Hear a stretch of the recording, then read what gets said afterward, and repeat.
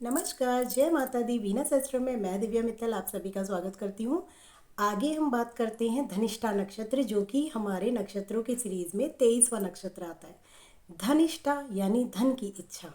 ऐसे लोगों में सबसे ज़्यादा धन की इच्छा यानी धन के प्रति आकर्षित करते हैं ऐसे नक्षत्र वाले लोग। मतलब ये हमेशा धन की तरफ खींचते हैं, खुद में अपना खिंचाव पाते हैं कि मुझे अपने जीवन में बहुत ज़्यादा धन कमाना है। जहाँ से भी इन्हें धन मिलेगा ये उस तरफ थोड़ा सा बढ़ने की कोशिश करते हैं। राशि इनके जो दो पद हैं शुरू के, वो मकर राशि में आते हैं और बाद के दो पद जो आते हैं वो कुंभ राशि में आते हैं। तो दोनों ही, लेकिन शनिदेव के ही राशियाँ हैं, मकर भी और कुंभ भी। परंतु अंतर क्या है, कुंभ राशि में कोई भी ग्रह उच्च या नीच का नहीं होता, परंतु जो हमारी मकर राशि है उसमें कुंभ में मतलब मकर राशि में गुरुदेव नीच के हो जाते हैं और साथ ही साथ मंगल उच्च के हो जाते हैं। तो ये थोड़ा सा डिफरेंस रहता है।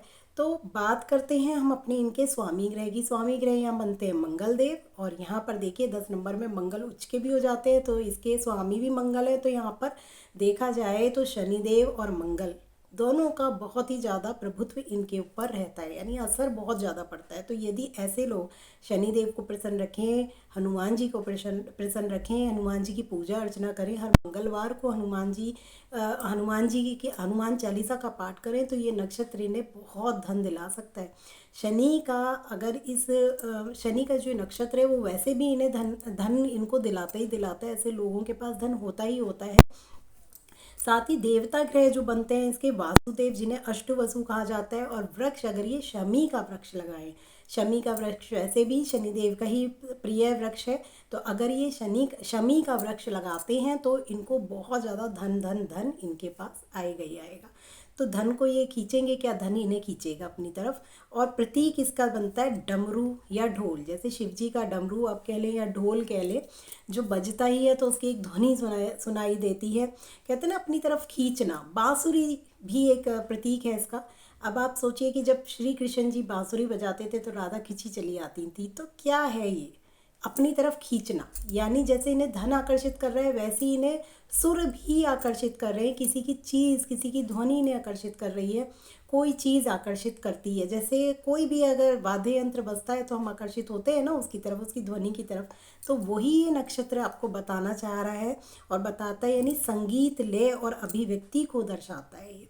यानी ऐसे लोग संगीतकार भी हो सकते हैं अच्छे, और बहुत ज़्यादा मतलब इसके संगीत के प्रति इनकी रुचि भी हो सकती है, क्योंकि जो आपके प्रतीक चिन्ह होते हैं उससे रिलेटेड आपके जीवन में बहुत चीज़ें होती हैं। अब ज़रूरी नहीं कि ये एक संगीतकार ही हो, ऐसा भी हो सकता है सिर्फ इनके संगीत के प्रति इनकी रुचि हो, या इन्हें इस तरीके के वाद्य यंत्र पसंद हो, बांसुरी इनकी फेवरेट हो। मतलब कुछ ना कुछ ऐसी चीज़ें आप अपने जीवन काल में देखेंगे।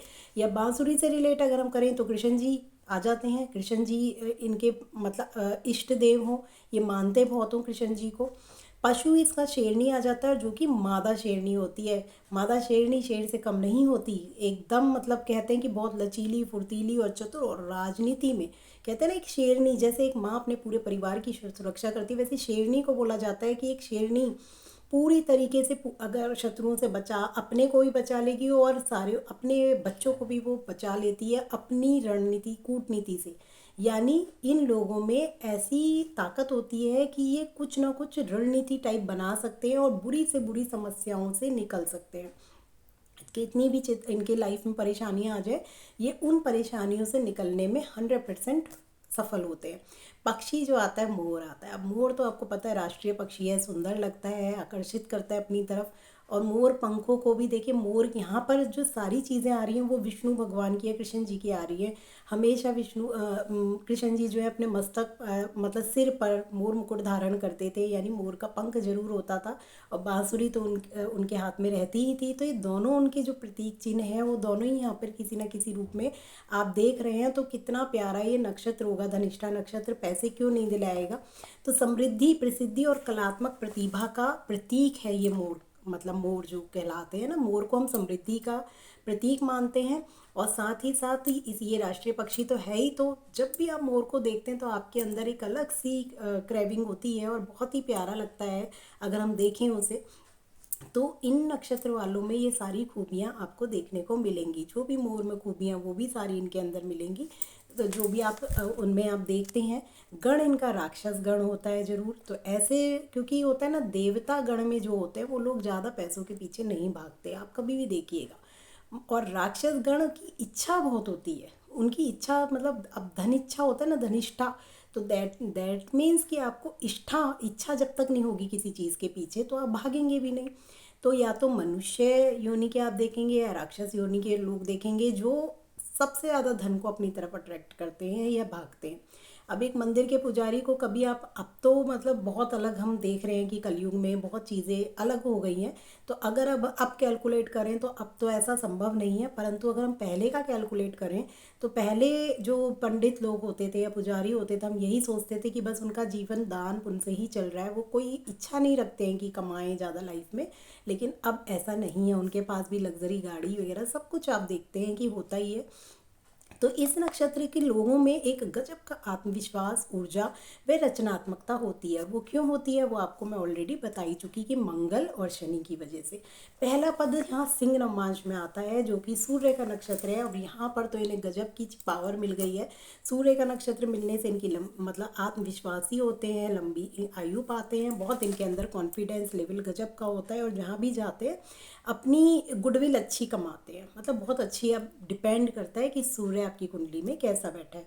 दूसरा पद इसका आता है कन्या, कन्या राशि में, कन्या नमाज में जिसके बनते हैं बुध। यहाँ पे वो बुद्धिमान, विद्या प्रेमी और कम्युनिकेशन स्किल गजब की होती है ऐसे लोगों की।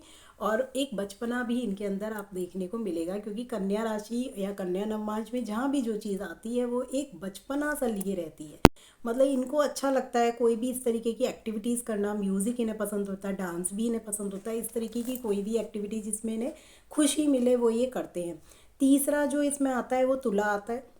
तुला नमाज के शुक्र बनते हैं, यहाँ पे इन्हें और भी ज़्यादा इच्छुक बना देते हैं धन के। बैलेंस करना इन्हें थोड़े से डरपोक होते हैं, कला प्रेमी होते हैं। यहाँ पे इन्हें थोड़ा सा, यहाँ पे डरपोक कहते हैं कि थोड़े से डरपोक और संवेदनशील होते हैं। चौथा वृश्चिक राशि में आ जाता है जो ये राजयोग जैसी स्थिति पैदा करता है, क्योंकि मंगल स्वामी ग्रह भी बनता है।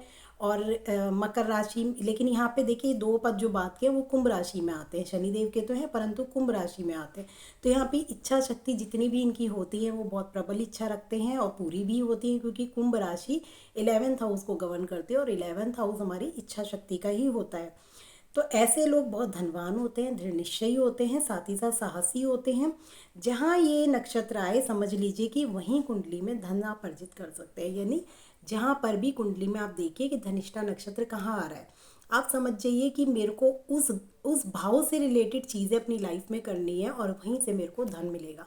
तो एक तो आपको वृक्ष, और दूसरा आप देखिए कुंडली में कहाँ पर धनिष्ठा नक्षत्र आ रहा है आपका, तो वहीं आपका समझ लीजिए कि धन है और आप उसी से अर्जित कर सकते हैं, उसी घर से रिलेटेड चीज़ों को, कामों को करके अपनी लाइफ में कर सकते हैं। टीम लीडर तो ये होते ही है, और ये लोग इतने स्ट्रेट फॉरवर्ड होते हैं, मतलब जैसे ही मतलब जो भी इनके मन में बात होगी वो इनकी ज़ुबान पर होगी। दूसरी चीज़ इनमें एक खास होती है कि छोटी सी चीज़ को पे भी, छोटी सी चीज़ इनको पता चल जाए, इससे बहुत ज़्यादा पैसा ये कमा सकते हैं।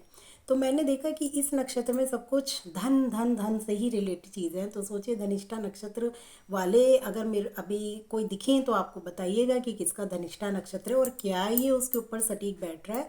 इसी के साथ नमस्कार, जय माता दी।